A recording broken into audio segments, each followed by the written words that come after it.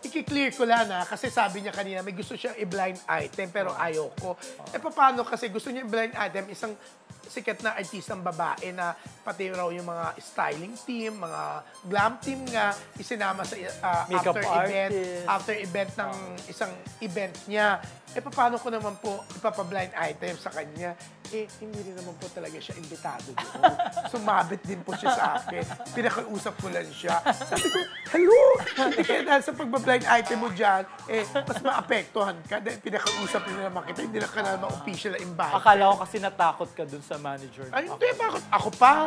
Oo, pakialam ko naman. Anong dapat ko ikatakot kung totoo? Pero, sumama ka rin lang naman sa akin. Akala ko in-invite ako. Ikaw talaga. Hindi, pinakausap lang Akala ko in-invite. Ay, kilala ko naman. Sabi ko, pero June, hindi siya kakain. Tapos naloka ako. Hindi pa nagsiserve. Kumukuha na siya ng dessert. Yung mango roll. Something. Mango rice. Mango ball yata something. Hindi, kaibigan ko naman yung isa sa mga producer. Ikaw talaga. Kahit na.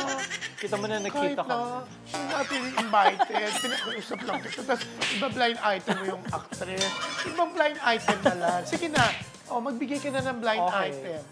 So, okay, paano ko ilulusot ko? Meron kasi isang character actor na naging close siya dun sa isang character actor din na kilala naman sa showbiz saka sa isa pang larangan. Ayoko na banggitin kasi nakapwesto, baka madulas ka dyan.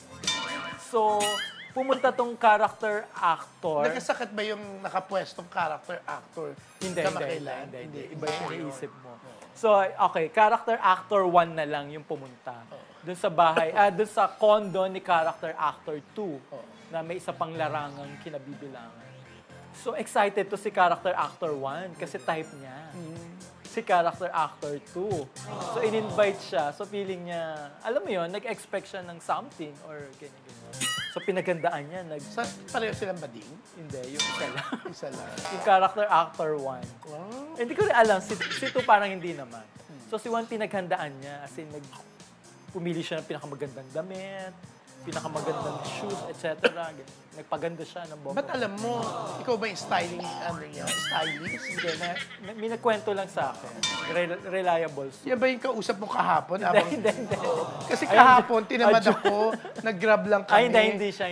Narinig ko, may isang siya, kasama sa isang pictorial na tinatanong. Sige Hindi na, siya. iba-blind item ko, pero iibahin ko ng konti. Hindi.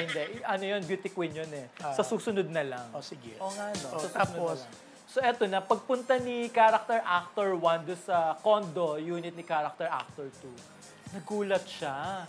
Nandun yung isang sikat na aktor. Isang sikat na matinee idol na aktor. So, pinaalis. ang siste, na bad trip si character actor 1 kasi pinaalis siya ni character actor 2. Kasi nandun nga yung prime actor sa condo unit. Ayoko manghula niyan. Bakit? Ayoko i-booking. Okay, pero may idea ka na kung sino.